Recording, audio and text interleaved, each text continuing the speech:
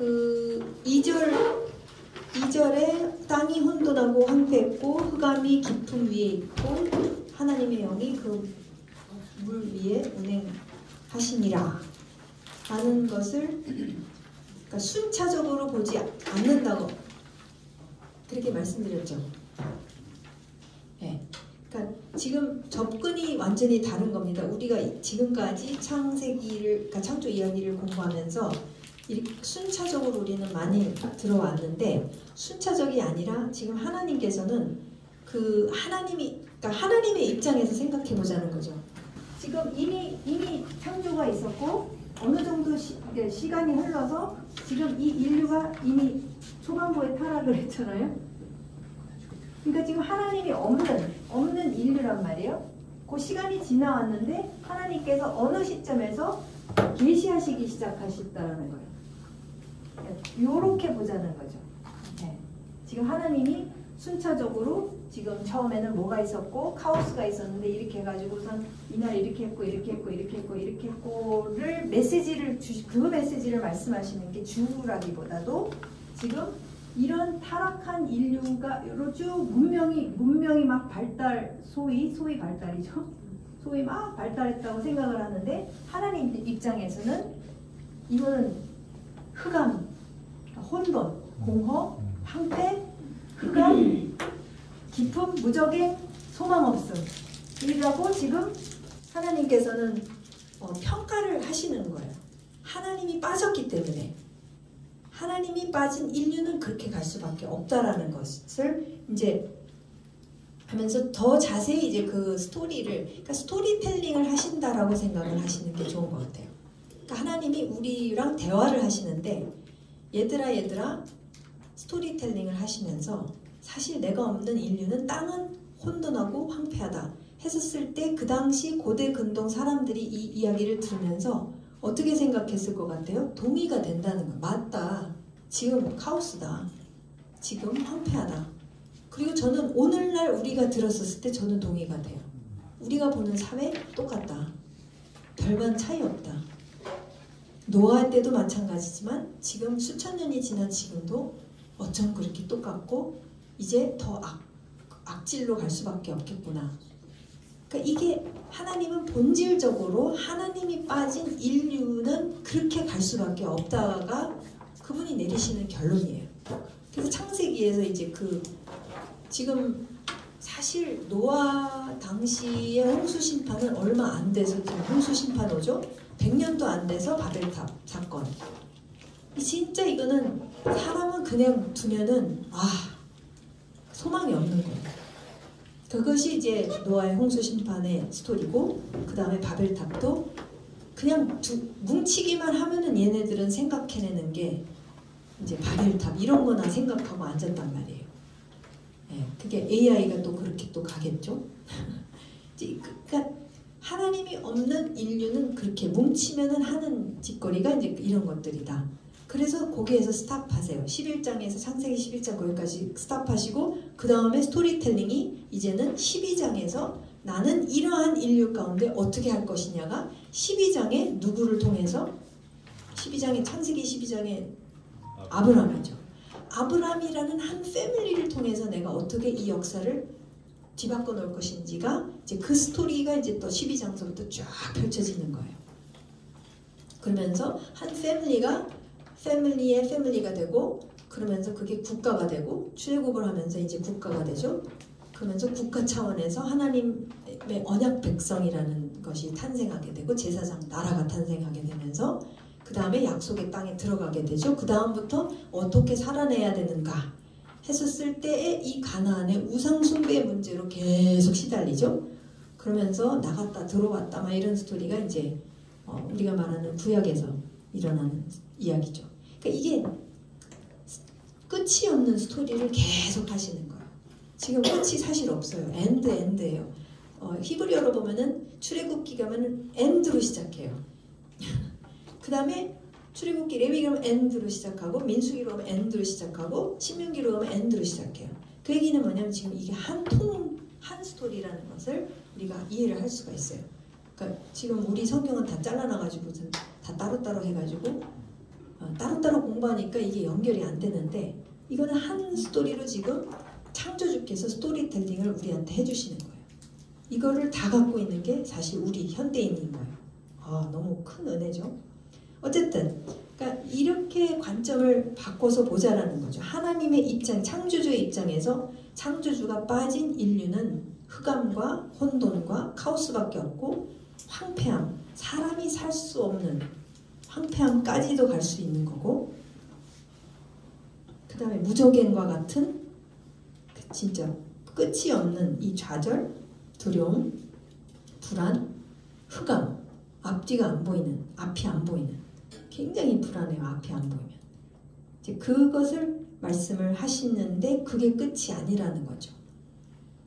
내 얘기 들어보니까 하나님은 나 창조주는 엘로힘의 영이 너희들이 두려워하는 이 모든 것들이 위에 지금 나는 그것을 기품이라고 얘기하시지 않으시고 물이라고 얘기하세요. 1장 창세기 1장 2절의 세 번째 부분이죠. 하나님의 영이 물 위에 운행하시니라. 맴돌고 있으신 것이 그러니까 지금 액션을 하실 거라는 거예요. 이 맴돌고 있는 게 어마어마한 액션이 일어날 거. 그래서 여기까지 했죠. 그래서 노트를 보시면은 창조주 하나님은 어딘지 아시죠? 두 번째 페이지 맨 밑부분.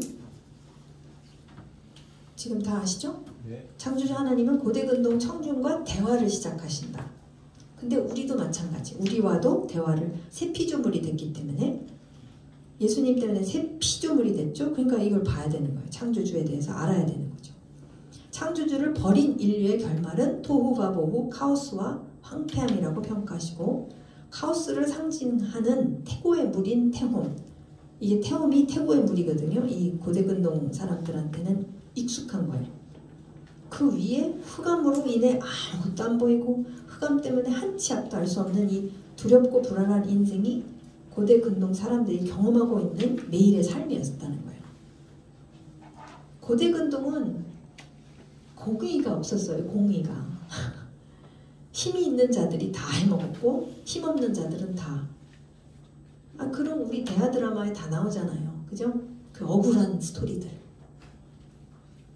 억울하고 뭐 힘이 없고 백정이면은 막 그냥 인간도 아니고 뭐 이런 스토리들, 억울한 스토리들. 근데 창조주 하나님이 빠진 사회는 그럴 수밖에 없는 거예요. 이게 대한민국 사회든 조선 왕조 뭐 500년이든 뭐 메소포타미아든 이란이든 미국이 어디든지 간에 하나님이 빠진 상태에서는 사회 정의라는 건 없어요. 힘 있는 자들이 다 해먹고 힘 없는 자들은 그냥 그들의 노예로서 살아가야 되는 그 억울함, 한 그럴 수밖에 없어요. 그게 태홈이고 그게 흑암이고 그게 카오스고 그게 황폐함인 거죠. 인생이 황폐한 거예요.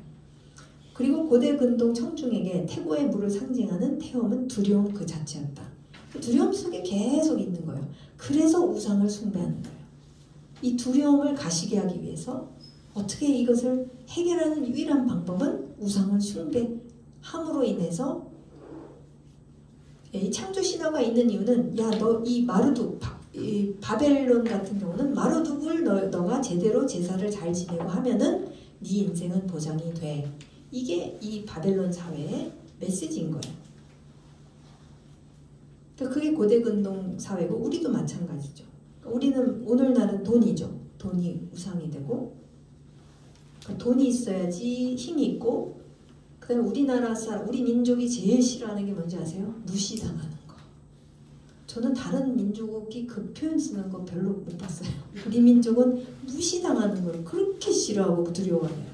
그러니까 너 무시 안 당하고 살려면은 적어도 뭐를 해야 되고 뭐 해야 되고 입시 어쩌고 저쩌고 저쩌고 저쩌고 저쩌고 너 무시 안 그러면 너 무시당해.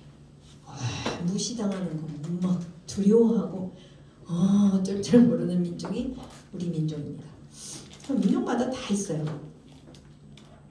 근데 창조주는 지금 진리를 말씀하시면서 소망을 주세요.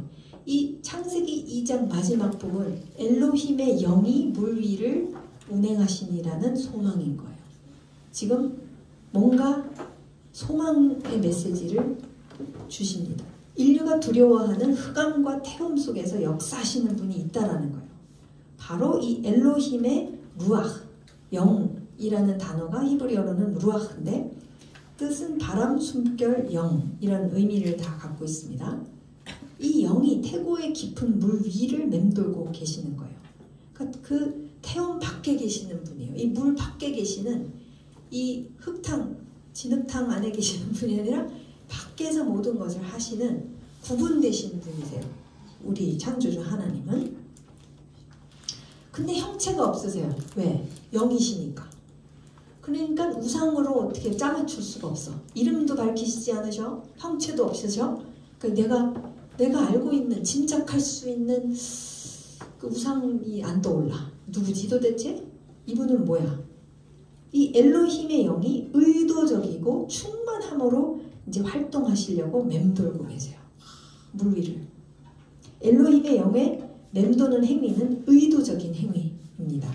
독수리, 어저께 얘기했죠? 이 메라헤페트라는 동사는 성경에서 딱 다른 곳에서 쓰여지는데 그 독수리가, 부모 독수리가 새끼 독수리한테 나르는 법을 가르쳐주기 위해서 메라헤페트, 맴돌면서 얘가 떨어지는데 완전히 떨어져서 죽지 않게 하기 위해서 계속 맴돌면서 다 따라가요. 막 얘가 막 이러고 있으면은, 그거 유튜브 찾아보시면은 막 이러면서 막 이러고 있으면은 부모는 그렇게 돌면서 계속 같이 내려가요. 비행을 하고 있어요. 굉장히 의도적인 행위죠. 목표는 뭐냐? 나르게 하는 거죠. 네. 출애굽기, 저희가 그래서 여러 말씀이 있는데 출애굽기 31장 1절에서 5절 말씀에서 하나님의 영이 충만하면 하나님의 창조주의 지혜, 총명, 통찰력, 지식, 생각의 생각, 계산의 계산이 역사하는 것이라고 말씀해 주십니다. 그래서 우리가 PPT로 살펴보겠습니다. 그러니까 엘로힘은 그분의 마인드 속에서 당신의 지혜롭고 통찰력 있고 지식이 충만한 생각과 구상과 계획을 갖고 그 다음에 액션을 취하신다는 거예요. 그러니까 사실 창세기 1장 2절에 이 맴돌고 있는 행위와 창세기 1장 3절에 하나님이 이루시되가 연결이 되어 있는 거예요. 그러니까 그분이 그냥 무작위로 띡 말씀하신 게 아니라는 거죠. 이 하나님의 영, 이 하나님의 루아흐는 어둠 속 깊음의 물 위를 맴돌고 있는 하나님의 영은 마치 새끼 독수리를 맴돌면서 예리하게 주목하고 있는 부모 독수리와 같고 또 강력한 바람으로 창조를 위해 움직이고 계십니다. 의도적이세요. 이 하나님의 영, 하나님의 바람이 어둠 속, 아직 빛이 없죠. 흑암 속입니다. 지금. 깊음의 물 위를 맴돌고 있다는 것은 정확히 무엇을 의미하는 것일까? 창조주는 청중에게 무슨 메시지를 전하고 있는가? 그래서 저희가 성경 다른 곳에서 있는 그 성령, 하나님의 영이 충만할 때 일어나는 일들, 그러니까 저희가 소위 성령 충만한 거 말 많이 하잖아요. 근데 각자 정의가 다 다를 거예요. 근데 성경에서 나오는 성령이 충만하게 임하시면 어떤 현상이 일어나는지 저희가 성경에서 찾아보자는 거죠. 그래서 그 예가 있는데 이 예를 다 하면은 내일까지 가거든요. 그래서 잠언 8장은 꼭 읽어보세요. 잠언 8장은 지금 뭐라고 그러냐면 나 지혜는 명철로 주소를 삼으며 지식과 분별력을 가지고 있다.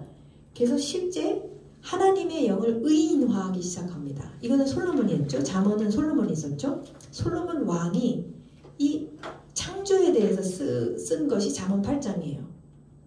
근데 어떻게 묘사하냐면은 하나님의 영을 의인화된 지혜로 이렇게 표현을 해요. 쭉 읽어보면은.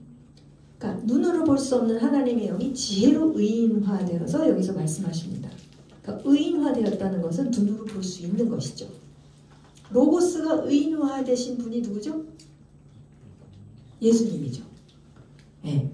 이게 굉장히 이게 의인화되는 것이 성경 안에서 많이 일어나는데 예수님은 육안으로 볼 수 있는 아들이신 하나님으로 보시게 되죠. 근데 이게 계속해서 업그레이드가 돼요. 발전이 되는 것을 볼 수가 있는데 벌써 솔로몬 시대 왕 시대에는 잠언을 통해서 이 지혜, 그러니까 하나님의 영을 지혜라고 얘기를 하고, 그 다음에 많이 나와요 성경에서는. 이 지혜의 영이 이사야서 11장 2절 말씀 같은 경우에는 그러니까 이새 줄기에서 나서 결실을 맺을 한 싹, 한 가지의 위에 여호와의 영, 곧 지혜와 총명의 영이 강림하시리니, 이것은 앞으로 오실 메시아에 대한 예언이에요. 예언 말씀. 사도행전 6장 10절 말씀을 보면 스데반에 대해서 지혜와 성령으로 말미암아 그들이 능히 당하지 못하여. 그러니까 스데반이 성령 충만하게 되면서 그 지혜와 무슨 영? 그러니까 하나님의 영이 지혜라는 거죠. 고린도전서 보면은 오직 하나님이 성령으로 이것을 우리에게 보이셨으니 하나님의 영은 하나님의 깊은 것까지도 통달하시느니라. 하나님의 일도 하나님의 영 외에는 아무도 알지 못하니라. 굉장히 중요해요. 그죠? 이것을 쓰시는 거는 시간이 많으니까 제가 팁을 알려드릴게요. 찍으세요. 찍어서 AI한테 무슨 문서화 시키라 그러면 다 하지 않나요? 모르겠습니다. 어쨌든 또 하나의 예는 요셉이죠. 요셉에 대해서 바로가 얘기하는 것을 보면 바로는 완전 이 이스라엘의 하나님에 대해서 깡통, 아무것도 몰라요. 바로는. 근데 뭐라고 그러냐면은 그 영을 이 신의 영을 갖고 있다라는 표현을 써요. 잠언에서 솔로몬이 말하는 그 영을 요셉이 그대로 갖고 있다라는 것을 우리가 이제 요셉의 스토리에서 알 수가 있습니다. 넘어가겠습니다. 그걸 다 다루기가. 또 하나의 예는 다니엘이죠. 다니엘도 그 손이 나와가지고 막 벽에다가 막 쓰는데 다들 놀래가지고 이거 뭐야 막 해서 뭐 다 주술사들 다 불러가지고 막 해석을 시키려고 그러는데 다 못해. 그랬더니 그 왕비가 맞아 그 신의 영을 갖고 있는 그 있습니다. 다니엘이 이렇게 했었는데 그 사람 부르면은 이제 다 해석을 할 수 있습니다. 이렇게 이방인들이 이제 하나님의 사랑, 하나님의 영을 지닌 그 지혜와 통찰력을 가진 사람들에 대해서 이제 얘기하는 것을 우리가 알 수가 있어요. 그래서 저희가 포커스하고 싶은 것은 이제 이 출애굽기 31장 1절에서 5절의 그 말씀인데, 이 인물은 누구냐면 브살렐입니다. 브살렐 들어보셨죠? 근데 이 배경을 아셔야 되는 게, 지금 창조주 하나님은 인류 역사상 유일무이한 법적 구속력이 있고 보호되는 언약 관계를 이제 당신의 백성과 맺으십니다. 그것을 어디서 하죠? 시내산에서 하세요. 이렇게 언약 맺는 경우는 역사적으로 없었습니다. 고대근동 사회에서는 절대로 신이 인간이랑 언약 맺지 않아요. 절대로. 근데 이렇게 하십니다. 쇼킹이죠? 이 언약의 결과로 하나님은 모세에게 시내산 위로부터 천상의 성막을 계시하신 청사진 그대로 지상의 성막을 지으라고 명령하시죠. 그래서 이 언약 백성과 함께 거하시기 위해서 이제 하나님께서 성막을 지으라고 말씀을 하십니다.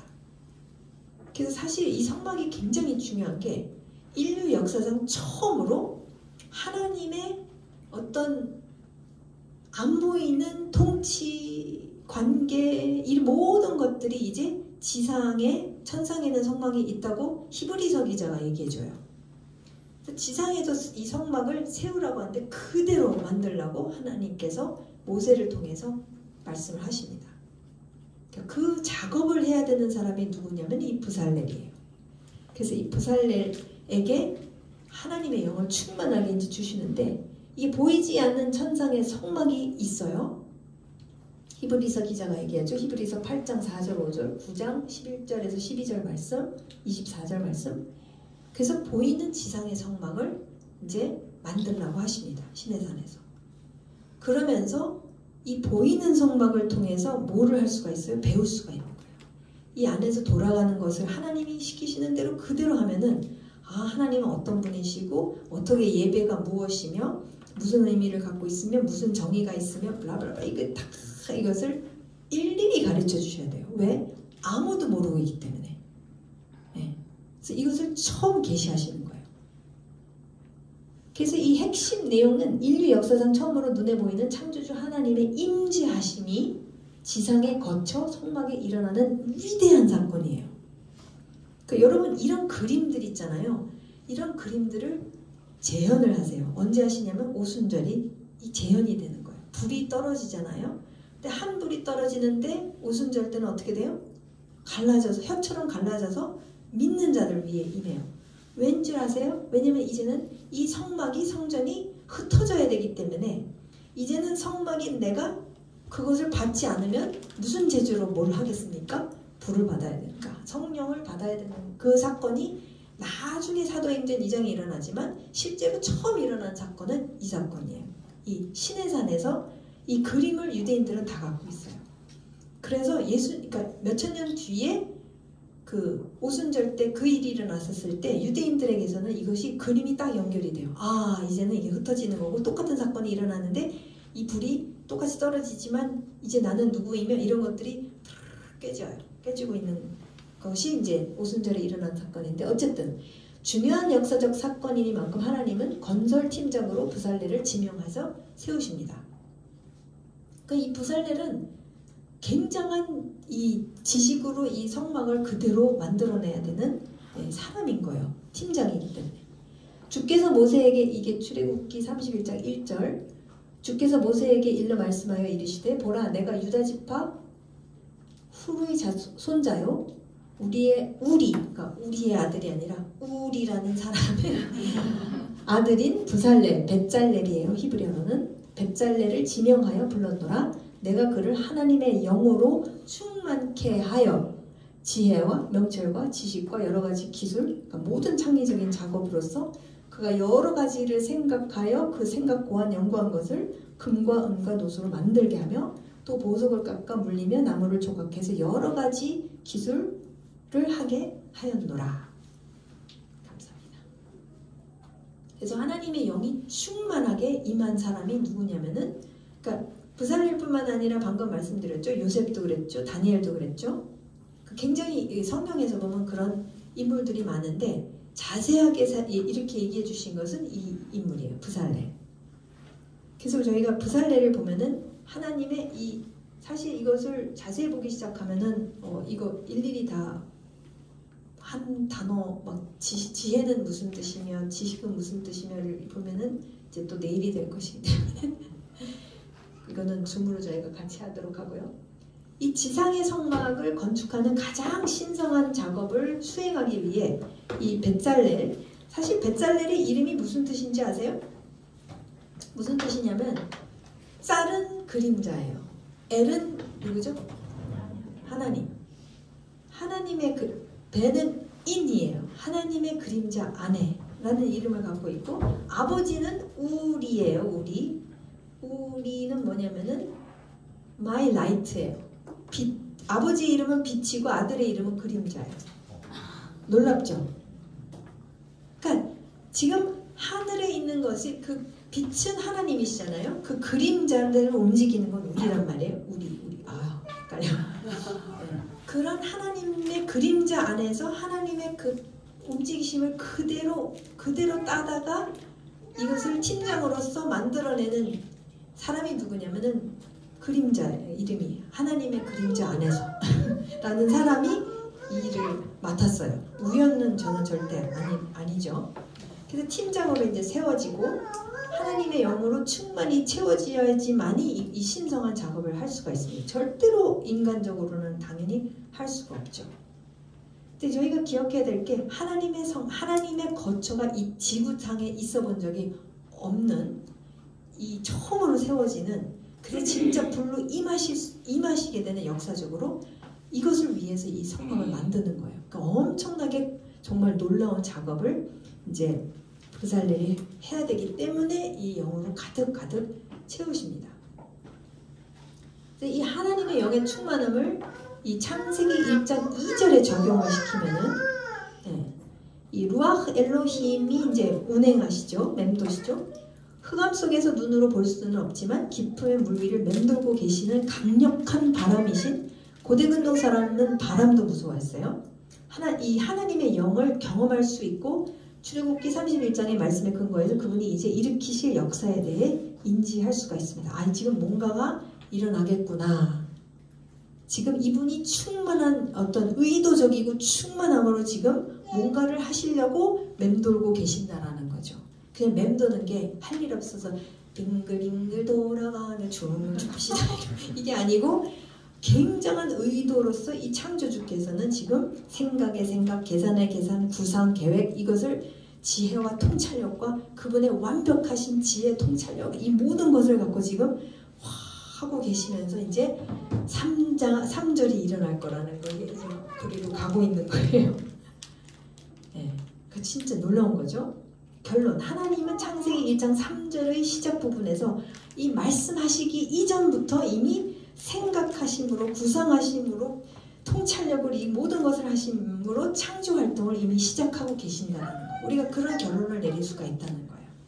그러니까 우리의 하나님은 이렇게까지 절저하시고 세밀하신 그런 분이라는 것을 우리가 이해할 수가 있습니다.